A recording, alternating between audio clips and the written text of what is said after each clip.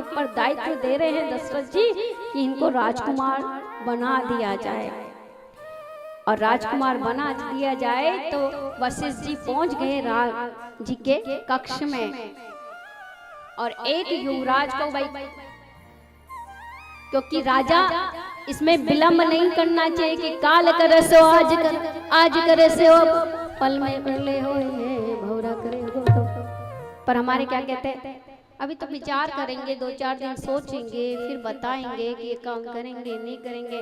बेचारा जो बच्चे का उत्साह उठा था ना, वो 5 दिन में वापस दुष्यंत वो अपने गले लग जाएगा, तुम अपने गले लग जाओ। 5 दिन बाद आप कहोगे तुमने विचार किया। भैया जब मैं तवा गरम था तब तो तुमने बात नहीं करी, और अब कहते अब तो मैंने विचार बदल दिया, मैं कुछ और सोचूंगा। ऐसा ही होता है ना, जब बच्चे में चिंगारी लगती है, आग लगती है, हम उस स्थिति को संभाल नहीं पाते।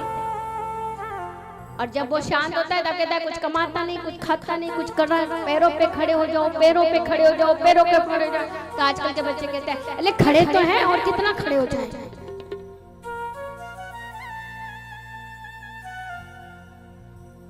तो कहते हैं ना कि हथौड़ा तभी मारिए जब आप तवा क्या हो, लोहा गरम हो।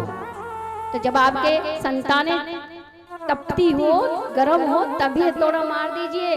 अरे हाँ बहुत अच्छा है, करेंगे तुरंत करिए, देखिए आपको सफल होगा, निष्फल होगा, फिर उसको मोटिवेट करिए, फिर खड़ा होगा।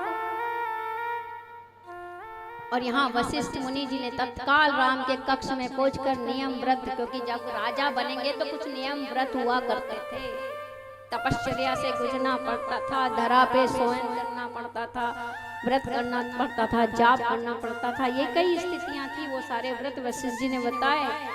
और धू धू धू करते पूरी आग अयोध्या में लग गई कि कल राम जी का अभिषेक है, कल राम राजा राम बनेंगे, कल राजा राम का अभिषेक है, अभिषेक है। और ये आवाज पहुंच गई कैकेयी के भवन में।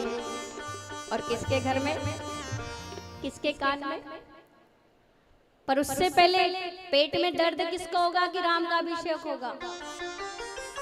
सबसे पहले पेट में दर्द हो गया देवताओं को कि अगर राजा राम राम राजा बनकर अयोध्या में ही बैठ गए तो फिर भैया ये असुरों का वध कौन करेगा? तो पहुंचे दौड़ते दौड़ते देवी देवता किसके पास? ब्रह्मा के पास। अब ब्रह्मा बोले अब क्या करें? बोला सरस्वती के पास चलो। सरस्वती जी ने देखा कि बोला क्या हुआ कि राम का अभिषेक हो रहा है और तुम्हें रुकवाना पड़ेगा। तो सरस्वती जी बोलते कैसे स्वार्थी हो आप लोग, प्रभु का अभिषेक हो रहा है, राजा बन रहे हैं तो आनंद की बात है, तुम अपने चंद लोभ के लिए तुम कहते हो कि वनवास हो जाए और वो कार्य भी तुम मुझे दे रहे हो। तो बोला नहीं करना, पर मुझे तो अयोध्या में कोई ऐसा बैरी नजर आता ही नहीं जिसकी जीवा को मैं पलट सकूं। बोला जाओ ना सरस्वती, अब सब कुछ तुम्हारे हाथ में ही है, तुम ही जीवा पलट सकती हो। और यहाँ पे आखिर दुखी होकर माँ सरस्वती को अयोध्या में ढूंढना पड़ा और कैकेयी भवन में वो मिल गई। कौन मिल गई? नाम मंत्रा मंदमती चेरई कैकेयी के अजस पितारी काहे करे